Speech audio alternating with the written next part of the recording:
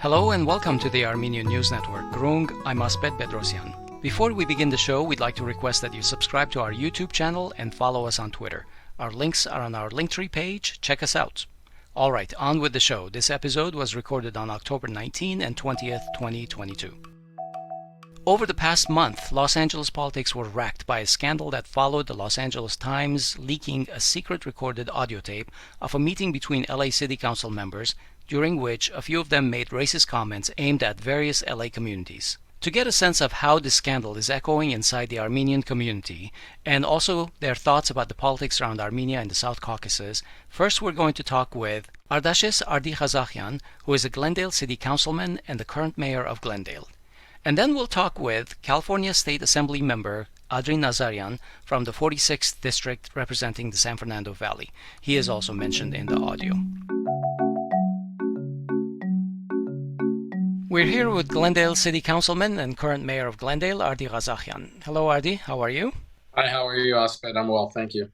Great. So just as background, in the last few weeks, we've had a political storm coursing through LA since the LA Times broke a story and leaked audio of racist comments which targeted various LA communities by some members of the LA City Council. Council President Nuri Martinez has since resigned, and two others, Kevin De Leon and Gil Cedillo, are also under pressure to resign. And just yesterday, Councilman Paul Krekorian was voted to take the presidency of the LA City Council. So hopefully we're on a better path already at this point. What is your view on how we in Los Angeles move forward from this mess that tore through LA politics in the past few weeks? I think with the resignation of Council President Nuri Martinez, some of this healing process has already begun. Obviously, there's calls for others to resign. I know that the head of the County Federation of Labor, Ron Herrera, also stepped down from his post. But I think as much as people are calling for this person's resignation or that person's resignation, I think that in order for us to heal, in order for Los Angeles and all the different communities affected by this to heal, I would like to see personally some more people stepping forward to reach out and explain to the individuals that made these comments why the comments were hurtful, why it's important for there to be some sort of atonement, and open up that conversation so more people can participate in it. In part because I feel this is based on experiences of years of working in the political realm, that conversations like these in various different ways happen all the time. Different people speak in ways where they feel that no one is listening, and because no one's listening or no one's in the room, or because they think that they're speaking with certain individuals, comments are made that they would not otherwise make publicly. And it's for all groups, right? Obviously, we're focusing on some elected officials who happen to be Latino, but we all know of different people in different communities that at various times have spoken in ways. And I mean, this is not something new either. It's been around in politics for a long, long time. I remember when the Reverend Jesse Jackson was accused of making comments and had to walk back his statements about, I think it was the Jewish community in New York. So I hope that the healing has begun with Council President Nuri Martinez's resignation. You mentioned Councilmember Paul Krekorian becoming president of the council on a unanimous vote in Los Angeles. I think that's a great choice, probably the only choice, and I think it makes sense because Armenians were also impacted by some of these comments. Yeah. And also we were impacted by the redistricting. And one of the things I will say is that having worked with Paul Krekorian, having known him for many years, you couldn't ask for a more honorable and upstanding individual to fill this role and hopefully help with the healing process. Yeah. So why do you think it took the LA Times breaking this story for this issue to come to the public view? Shouldn't others who were present at that council meeting a year ago have come forward and defended the LA community? Why did it take a year for this thing to surface? Well, I think it's because there's this winner-take-all approach in politics nowadays. I think that, like I said, some of these comments, as terrible as they sound to many people, are comments that are not uncommon within certain circles. It's not attributed to only, in this case, they're attributed to these individuals, but maybe not as this severe comments like this about divide and conquer along ethnic lines are part of Los Angeles's history as far back as probably when this area was first settled by settlers from Europe and displacing a lot of the indigenous peoples. So I think that what we're seeing now is a different place and time in terms of people's understanding, in terms of people's tolerance for these types of comments. And one of the things that's coming out of this is that this understanding that now that we know better, we should do better.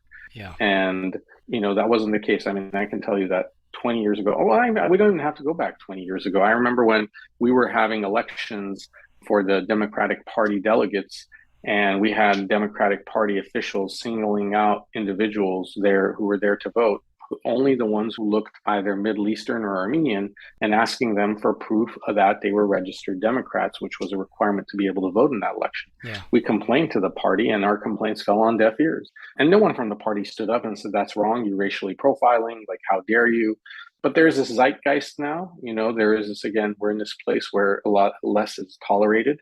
And hopefully this is a learning moment, not just for the individuals who were caught up in this and who made the statements, and anyone who was in the room who maybe didn't say it. And I hope those people are reflecting and looking inward as well as to why they may not have.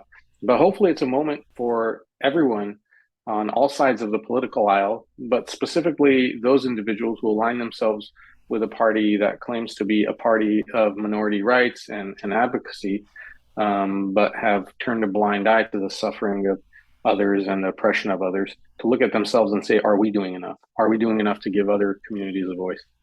Yeah. A year ago, when the decennial post-census redistricting process took place, you mentioned that a moment ago, many communities complained, and I think the Armenian community was also not pleased with the results.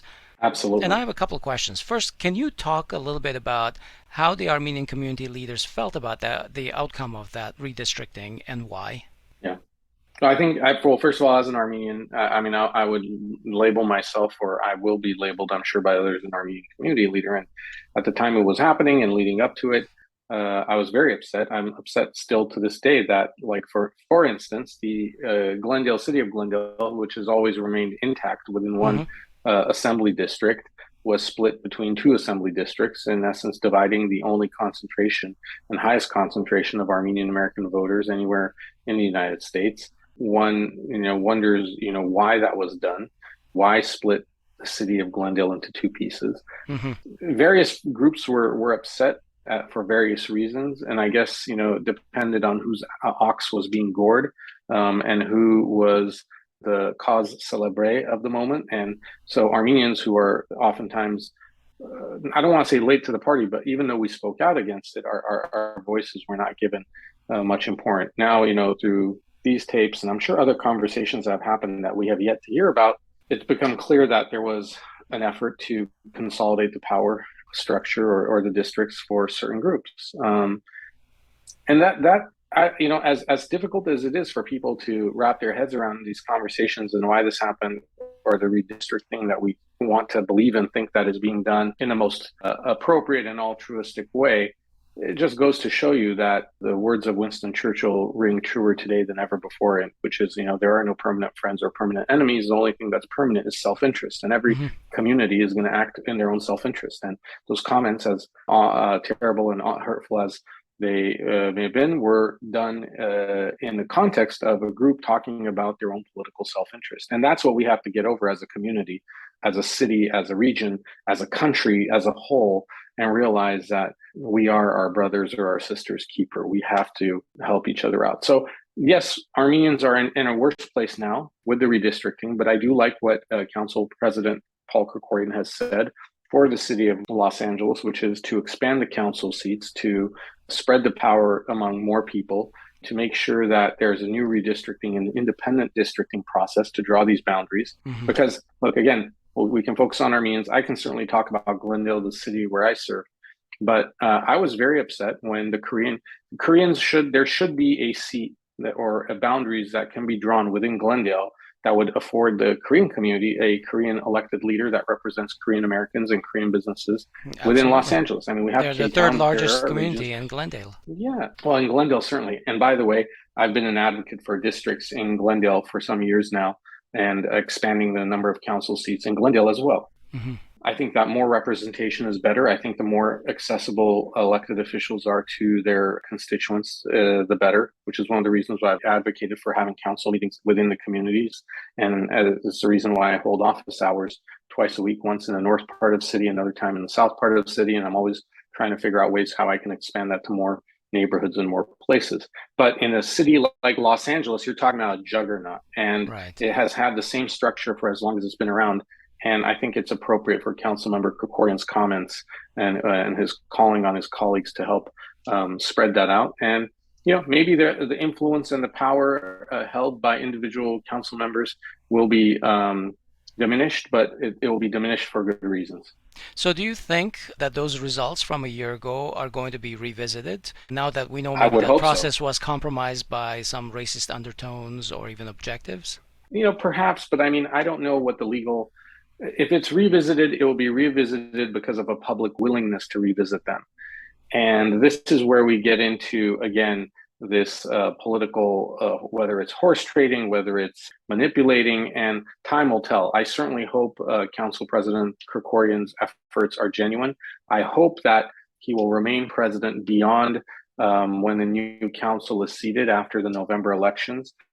There is that likelihood that after the new council members and the ones who are reelected are seated, that come December, they may have a desire to appoint a new council president. And I think that would be a mistake. I think Paul Krekorian should be allowed to serve out for the remainder of his term on council, because again, I think he has a temperament. I think he has a personality.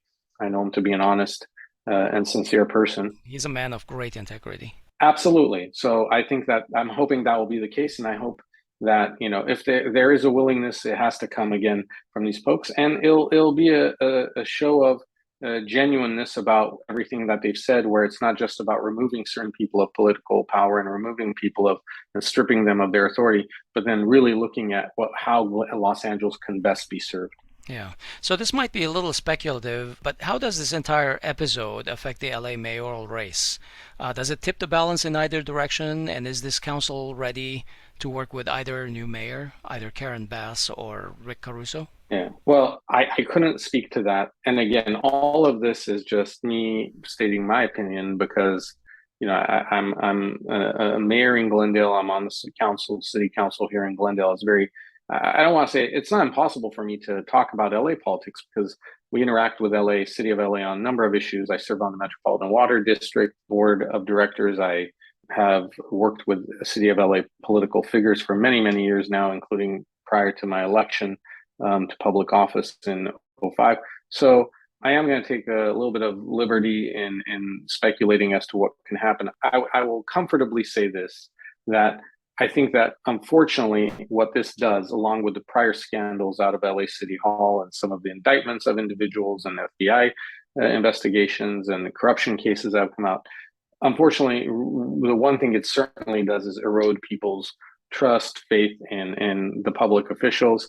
And, quite honestly, I mean, it's an ugly all-around incident, right? I mean, let's not forget just the People fact are that angry. Just read the social pages. people are angry. Yeah, no, absolutely, people are angry. Some of it genuine, some of it, as part of getting caught up in the fervor of what's being said.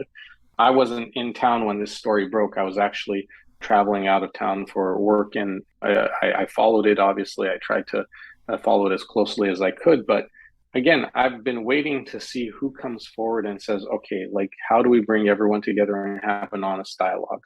I remember when the Rodney King riots happened in Los Angeles when I was in high school at the time. I was a young student. And one of the things that came out of that was the revelation of these the really terrible relationship between the Korean community and the Black community in Los Angeles. And many who are old enough remember the image of Korean shop owners, some of them armed with automatic weapons, defending their livelihood, their businesses. And on the flip side of that was the anger of African American community members who said, our communities are more than just places to have liquor stores and these convenience stores, which really don't have much of the provide value to our community in the ways that we need it. Which side was right, which side was wrong? It's difficult to say because where you stand and where you sit depends on where you stand. And the one thing that has come out of that is that there's been greater dialogue between the Korean community and the Black community to try and understand each other's perspectives. I think we're in a better place in terms of relationships between those communities, but these redistricting issues and quite honestly, the disenfranchising of Korean American voters, as well as the disenfranchising, and by the way, the Korean American vote was partially disenfranchised by an effort to draw a Black represented district. So hopefully there is a more open dialogue, there is a more genuine and openness to have these discussions and figure out how we can best move forward for everyone, all groups, all communities in LA. You and I, of course, are here in Glendale. We're our own incorporated city inside LA County, with our own separate local government from Los Angeles City. How do these events look from inside our city? How has this affected the Glendale City Council, for example? I think that a lot of my colleagues, I think, feel some of the sense of frustration, and they're upset over what was said. Certainly, there's been frustrations and comments made about some of the comments that were made about the Armenian American, not even the Armenian American community, but even like Armenian American representatives. Ardy Goodbye, whom I've known my whole life, not whole life, but I remember when he was an intern on Paul Krekorian's first campaign back in 2000 or so. Yeah. 2000, when I was campaign manager, he was running for the 43rd Assembly District. Aryn has come a very long way. He is an incredibly accomplished. He was a public servant, now in the private sector.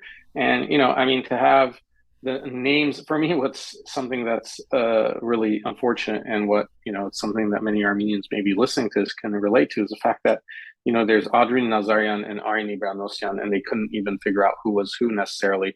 And the identifier became this physical feature of Mr. Goodbye, which are his prominent facial feature. And it's like we as Armenians are more than that, and have to have someone who spent the better half of their adult life serving the Los Angeles community to be reduced to just a feature is not fair to anyone.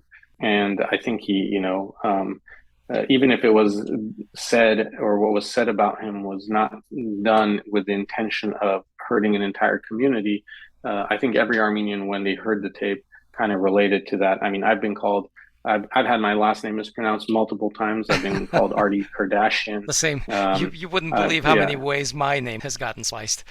And look, I mean, I'm always tolerant, and I think you are as well. And we try to courteously correct someone and explain to them, sometimes even accommodating them, right? I was not born Ardy, I was born Ardashes Kassakhian. But you get to a certain point where it goes beyond just the mispronunciation or the mistake. It could be even deliberate. And I think we can do better. We should do better as a city and as Americans.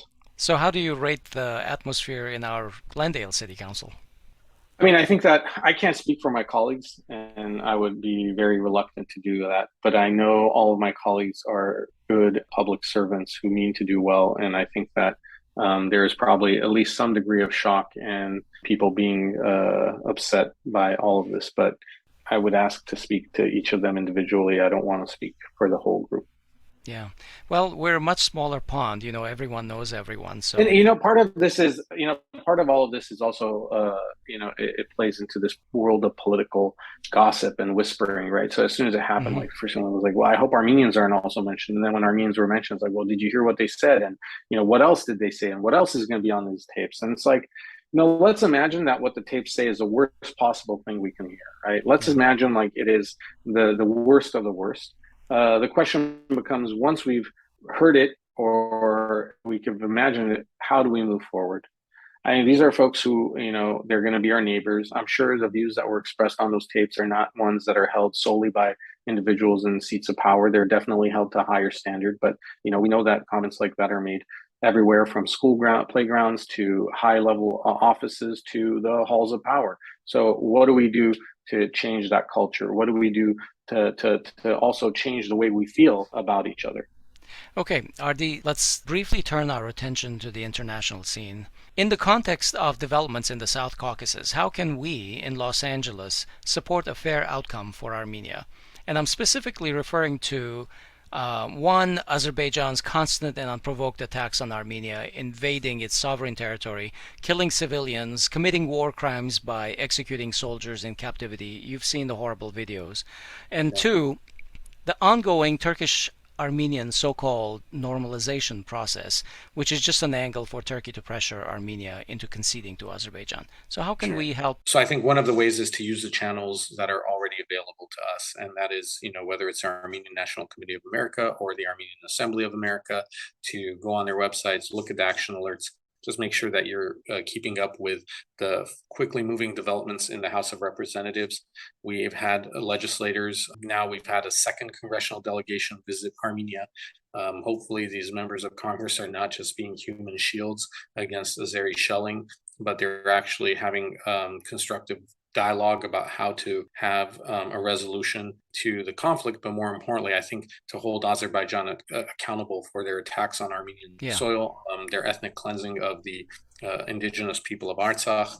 And, I think that we need to also demand more accountability from government channels within Armenia, or at least those individuals who are communicating with those channels, because if we don't know what is being discussed, it's hard for us to be co-advocates for a just resolution to what's happening.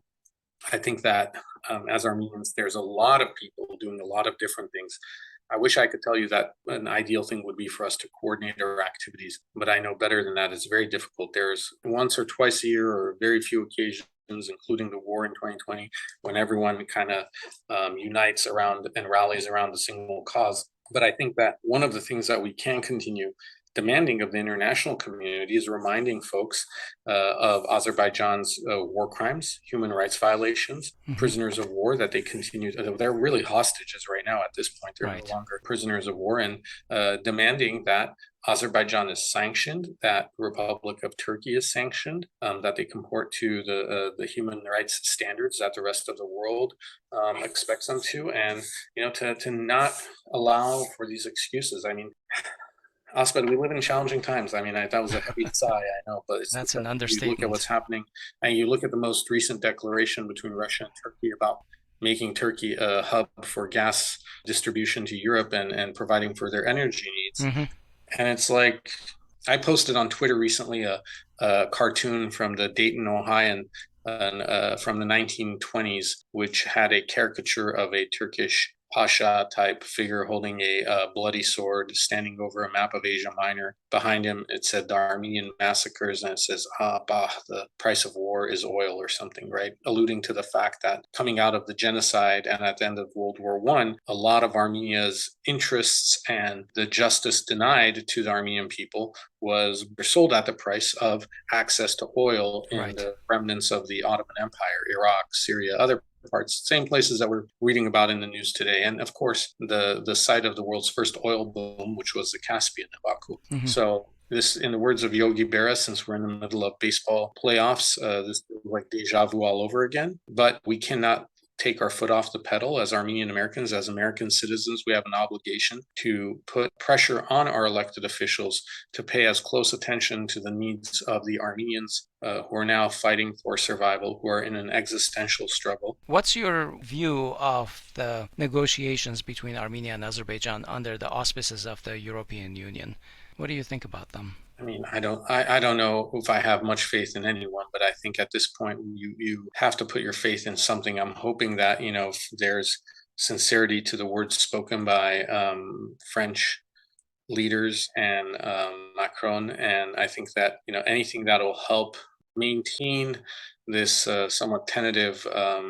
I mean, it doesn't even feel like a peace, because every other day there's a new report of more firing and violations of ceasefires or whatever. I mean, it's not a ceasefire; it's just a slow burn. And so, I've grown pretty cynical, like many people, but I try to battle that cynicism by trying to take action in the ways that I can. One of the ways I know how as an American citizen is to voice my concerns to my elected officials. And I can only control those things I can control, and I try to bear those things that I can't. And unfortunately, that is one of them. Is a normalization, quote unquote, normalization with Turkey possible under the current circumstances? That's an answer in itself, Ardy. Yeah, no, I mean it's to ask like, is normalization possible between would normalization have been possible between the Jewish community and Germany if, the Nazis had succeeded in regrouping after the war, consolidated their resources, and then spent decades of Denying. propaganda denying the Holocaust. I mean, what is being asked of Armenians is so heavy and severe, and no people should ever be asked of this. I mean, we're talking about complete effort of ethnic cleansing and annihilation of an entire ancient culture. I will say this, given some of the atrocities that have been committed against the Native American populations of this country, we still have the names of places retained in their original native languages, even if some people may forget them, like Dakota and, Wyoming and all the places that are named after Detroit, which was, French derivative, but references the native tribes. So, I mean, normalization has to come with some acceptance and acknowledgement of the guilt of the crime that was committed against Armenian people. Okay, thanks for talking with us here on Groong, Mr. Mayor. I look forward to staying in Always touch. a pleasure, Aspet. Keep up the great work, and I hope as many people as possible tune into you guys and the great work that you're doing. I appreciate everything that you do.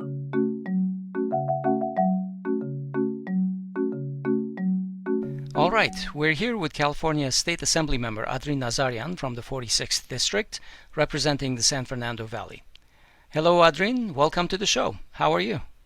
I'm great, and thank you for having me, Aspejan. Thanks for coming on the show.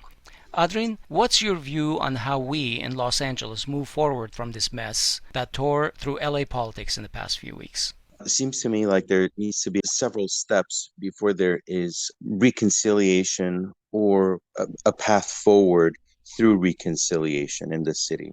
Mm-hmm. So with many individuals, activists, elected officials, and the public's outcry for resignation, at this point, I see it very difficult that the status quo is going to be accepted if the culprits of this incident were not all out of office at some point. There's a very vocal group that's already made it very well known that they intend to continue making sure that they're raising their voice, Mm-hmm. calling for his resignation, and will not let up until he does so. The last remaining two council members from the audio recording do so, which is Gil Cedillo and Kevin DeLeon. Right. So it seems to me that the first step is, first of all, resignation and new elections, special elections to fill two of the seats. Gil Cedillo is already in his last roughly 2 months or so because he had lost his re-election anyway. Mm-hmm. So he is going to be replaced by a new council member. That's one. Two, the hard path of reconciliation now starts to make sure that there's a restoration of public trust. And I have to tell you here, Osbed, it's actually very difficult at times like this being an elected official, because when you know that there are individuals who have committed an extremely heinous act in public office and have used their position in an act of betrayal, no member of the elected leadership at any level in any jurisdiction is comfortable at that point. Yeah. Because everyone is now suspect. Everyone is viewed as a culprit of carrying out the same conversations, or at least the same thinking. And what's been very painful to me is having these conversations with my constituents who ask, no matter what I do, no matter what I've done, no matter how much I make myself better, this just proved to me that there are people in leadership that see me or see certain of us a certain way. That's a very, first of all, profound comment to hear from constituents, because it tells you that there's going to be this continued sense of public distrust, and also a sense of whether or not any decision that's being made is being made in the interest of the public. Yeah. And that's very difficult. And it's the only way to be able to move forward from that is to make sure that every step that's being taken from this point on is being done in an accountable manner, in a manner where it's very justifiable why a certain decision, why a certain course of action was applied. Yeah. Adrin, why do you think it took the LA Times breaking this story for this issue to come to public view? Shouldn't others who were present at that meeting a year ago have come forward and defended the LA community right then and there? Well, there's a couple of things for this. First of all, unfortunately, even if electeds hold each other accountable, it doesn't have the same effect. So several things wrong happened. First of all, this was a recording from about an hour and a half long conversation that was made public where none of the participants knew they were being recorded. Correct. So whatever they were saying in the comfort of knowing that none of this was going to get out, which again adds significantly to the first point I was saying about the distrust and credibility that elected officials now have to overcome. So, given that in a safe environment where no one believes that they're being recorded, there are people having these conversations, and some of the most vile comments are being made, and yet no one is holding each other accountable. First of all, that in itself to the core is so wrong. But the fact that I wonder what would have happened if someone in that meeting had said, "Wait a second, that's off limits. Why are we talking about the child of someone? Right. Why are we engaging in this conversation when we're here to talk about some other important policy?" There was no accountability among the electeds. So when the press breaks this, it catches everyone's attention. Adrin, so 2 days ago, the LA City Council actually unanimously voted for Paul Krekorian to take over as the president of the council. How do you feel about Paul Krekorian taking over the presidency? Well, multiple different feelings because as an Armenian American, extremely proud to have this individual who has represented so many important values in his time as a elected official, whether in the state or now in the city, or previously even in a school board position that he started out with. He's always demonstrated the highest level of ethics and the highest level of workmanship, and collaboration. So it's extremely proud to see such a well-regarded and well-balanced individual who happens to be of Armenian descent now ascending to this position. Two, what a win for Los Angeles. Oh, yes. Here we've had someone who, for various reasons, has not risen or been able to be in a position to be council president in the past, even when his name was being talked about. When Herb Wesson was council president, ascended to the council presidency, there was a lot of talk amongst colleagues, among city council members, about Paul potentially doing it. After Herb Wesson left and Nuri Martinez ascended, there was a very strong support to actually have Paul there. So at various levels of his career, he's been spoken about, talked about, and demonstrates his natural attributes of being a very strong leader. Yet for whatever reason, it didn't come to fruition. So it seems that he's actually ascending to this position at the best time when Los Angeles very much needs him to heal through the process that we've been talking about now.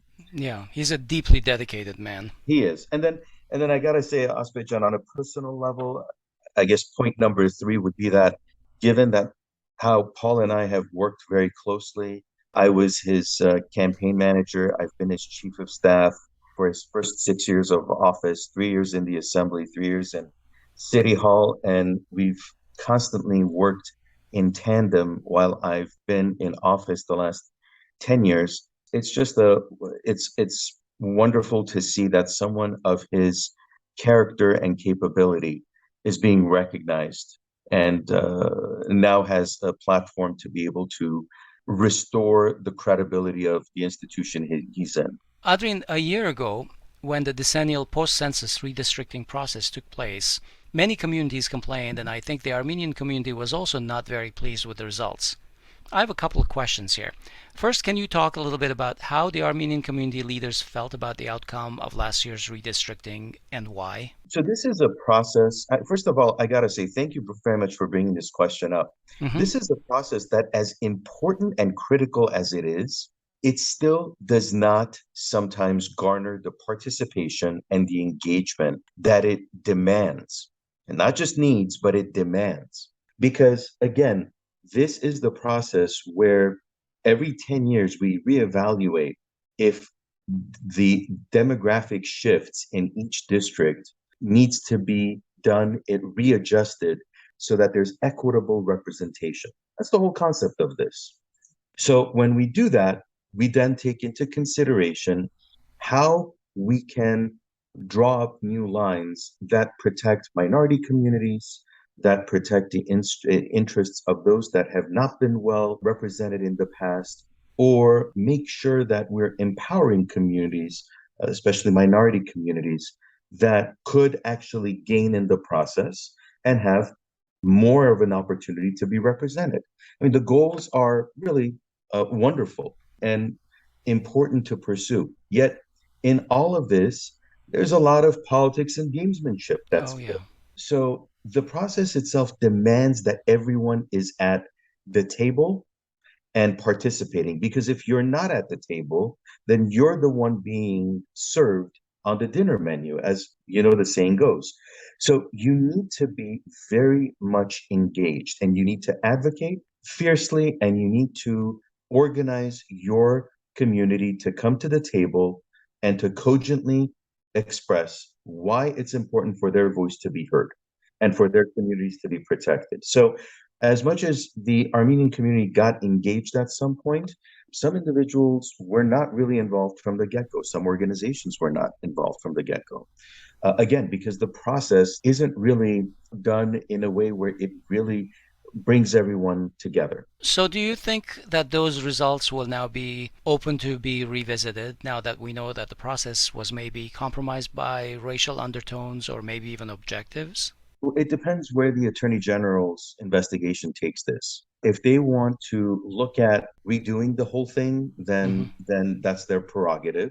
If their investigation says that this was fraught with a lot of challenges, they can challenge the whole thing and say the maps need to be redone. And that'll probably become a several-year process itself. But again, as you were saying before in your multiple parts of questions, you're looking at a situation where even in the first go around, the Armenian community's interests were really not met. Mm-hmm. You have a district in Council District 2, for example, where Paul represents that in the course of about over 30 years, maybe even 40 years, you've had multiple of these communities joined together, namely Van Nuys, Valley Glen, North Hollywood. So what's happened is over the course of the last 30, 40 years, as communities have moved around, shifted, coalesced, the Armenian community grew in these pockets, Yeah. and which lent itself to have a representative like Paul Krekorian. So now that Paul represents this community, now that we've established that there's a protected language spoken, by the way, that's one of the criterias of the redistricting process as well. If there's a unique language being spoken in an area, that is protected. Mm-hmm. And so while you have one of these criterias being met, all of a sudden we found this district, especially this portion of Council District 2, where I named the three communities, Van Nuys, North Hollywood, and Valley Glen, in one of the map outcomes was dissected into three different council districts. And it just called into question the integrity of the whole process. Now, Armenian community is very small. It's prevalent in a few districts, but primarily in CD2. But why would that have happened? That was a very interesting question I had in mind. So when it goes to, for example, this process, I know that if this one specific issue is reviewed by the Attorney General, I suspect they're going to see that the Armenian community in no way ever had the advantage in this redistricting process, and it only was restored and the maps were fixed once it came back to the city council, because the redistricting commission itself did not do a good job at protecting the interests of the Armenian community. So, and I can tell you one outcome that I hope to see from this process is that the current way of redistricting in the city of LA, where every council member gets to make an appointment of their commissioners, and the mayor gets 3 appointments, and the citywide electeds get a representative appointment as well. I'm looking forward to seeing that change and to have a process similar to that of the state, where you have a blind commission chosen based on a certain very strict criteria of whether these individuals, these commissioners, have even contributed money to candidates during elections, or whether they've run for office, whether they've ever been in a position of influence or lobbying interest. All of those things are considered when choosing the commissioners at the state level. So, you have a very clean slate of individuals who come in to blindly make decisions. And so I would hope to see something of that similar nature established for Los Angeles. Some very interesting ideas there. How does this entire episode affect the LA mayoral race, do you think? Does it tip the balance in either direction? And is this council ready to work with either new mayor, whether it is going to be Karen Bass or Rick Caruso? What's your take on this? I think there's probably been a lot of concern amongst the many different constituent groups of whether or not this is going to have a negative impact or outcome for their preferred candidate or their supported candidate. Look, let's also be very honest about racial tension and issues in Los Angeles. This isn't new. This is not new whatsoever. This is just a new low where, after so many incidents, after so many police riots, after so much civil rights pushes, after the Rodney King beatings, I mean, it seems like every generation we've had a major seismic event when it comes to racial issues. Right. Even with all of this, now to have a group of elected officials in the comfort of their dark little corner having this conversation. So this just has a very deep sense of betrayal with it. So as it affects the mayoral race, I think how it's going to impact the mayoral race, to the extent that it has people who want to come out and participate, that's one positive that it's going to have an impact on. But I think for the most part, a lot of the preferences were already set of who was going to support which candidate. Right. So now I think what it does is it pushes out turnout to some extent. Yeah. Well, let's see what the participation will be in 3 weeks, I guess. Adrin, on a more personal note, you did not rerun for your assembly seat in the primaries this year. So what are your plans for public service going forward? I appreciate the question. Thank you, Asped. So touching on the whole independent redistricting process of the state, sometimes that process also comes back to bite you. And so it did in my case.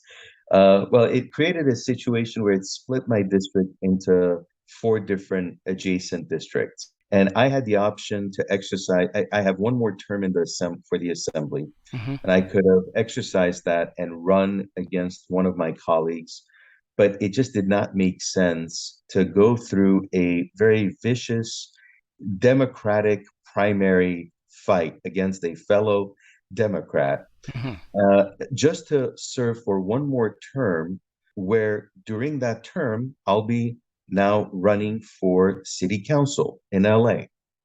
It just did not make sense to do that, because my intention was to run for a seat in Los Angeles. So I thought it would be better if I just bow out instead of running for that last term and focusing my attention on the upcoming city council race for Los Angeles. That's really great to hear, because you've been a wonderful assembly member. You have championed the cause of the arts in public schools, in community organizations and everything, and I'm quite worried as to who is going to take that torch forward. So having you back into public service will be a wonderful thing for us. I appreciate that. Thank you. Okay, let's briefly turn our attention to the international scene, if I may. In the context of developments in the South Caucasus, how can we in Los Angeles support a fair outcome for Armenia? And I'm specifically referring to the context of Azerbaijan's constant and unprovoked attacks on Armenia, invading sovereign territory, killing civilians, committing war crimes by executing soldiers in captivity. We've all seen the horrible videos. And two, the ongoing Turkish-Armenian so-called normalization process, which is just an angle for Turkey to pressure Armenia into conceding maximally to Azerbaijan in the negotiations. What is your view on these things? How can we help Armenia get a fair shake out of this situation? Fair might be a tall order, but you've asked so many questions in one question. All good, all good. So let me start by saying, first of all, at the end of the day, failure has to be owned by the individuals or organizations or the country that is in the middle of the question. What could we have done as Armenians, as Armenia, to not be in this position of weakness? To help ourselves. Exactly. What could we have done over the course of the last 30 years since the advent of Armenia to be in a better position and to be operating from a position of strength rather than a position of dependency on others and weakness?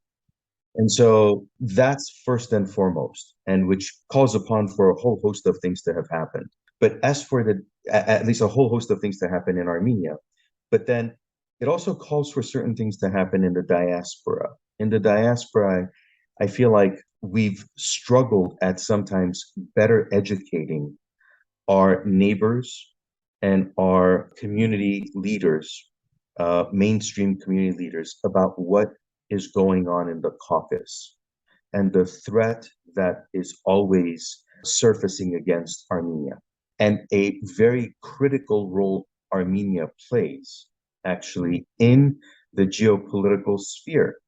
I mean, right now you're seeing Iran starting to do its military exercises, Russia wanting to spread its control, the US getting engaged and now having sent a second delegation, a congressional delegation, first with the speaker, now with a group of David Price, I think. Yeah. So you're seeing a lot of folks that have been very quiet in a latent manner watching now manifesting themselves, because it tells you the importance of a role Armenia plays in maintaining the connectivity of oil lines and various other interests having to do with trade and influence of the East versus West, all through its narrow little Zangezur region. So it's, first of all, phenomenal to the extent that attention it's getting, but it's also, I think, demonstrates a failure on our community's part of not doing a better job of educating elected officials, making sure that more people are better aware and understanding of the circumstances of what's going on, and then also having a better media platform, access to media, as well as ability to make a message heard in media. Mm-hmm. We just went through a horrific 2-year period as Armenians, both in Armenia and in the diaspora, where we saw a war take away ancestral lands, one, and then two years later, there being another attack that actually was an attack on sovereign Armenia. Right. What's recognized internationally as sovereign Armenia. And yet you're not really hearing much about it on the news. There's hardly any coverage. Yet Ukraine, without a single bullet being fired, was already getting attention a month before any attack. And so it tells you, what have we done wrong as a community? I think it's a time for introspection to see what it is that we've done in order to not really be able to A, educate, and B, establish an effective media outreach campaign program that would have been able to establish a rapid response the minute a single shot was fired. Adrin, I think those are extremely important messages to hear. I'm glad you're saying those things. What's your view of the negotiations between Armenia and Azerbaijan under the auspices of the European Union? I've had a very tough time believing that Europe is going to have a fair approach to any of this when they are clamoring so much for the oil, the cheap oil that is being provided to them. So it's so disingenuous to say that Europe at this point is going to have any type of a fair arbiter role in any of this. And so it worries me a great deal. Again, I'm very much more pleased to see that the US is taking such a more active role and is bringing a certain level of measured engagement where all of a sudden, with US's involvement, with one trip, you saw a certain de-escalation happen and POWs returned and other speculative steps being taken that will restore some level of potential quiet on the front. So I have not been impressed with Europe's response until now. Haven't been impressed with their response for the last 30 years. By the way, let's not forget, every week or every month during the 30 years, we would hear of deaths of soldiers. Let's not forget the body count. It's not just the war, the 5,000 individuals we lost in the war 2 years ago, or the 200 plus individuals we lost just a month ago. And let's not forget 2016 either. But, there were individuals constantly being taken out in posts, in small little skirmishes or long distance sniper shots. And yet nothing was being said. Nothing was being done to condemn those actions. So, when there's a bad habit of not accounting for wrongdoings, we've been paying the price through the blood of our younger generation Yeah, it's this lack of accountability that gives rise to repeated offenses. Absolutely. Absolutely. Adrin, is a so-called normalization with Turkey possible under current circumstances? Again, it's hard when you have a gun to someone's head and asking him to negotiate and sign away their life. So I think that's how a lot of Armenians feel. I think that's how a lot of people see the current government of Armenia operating under those established circumstances. And so I think whatever happens, it's extremely difficult.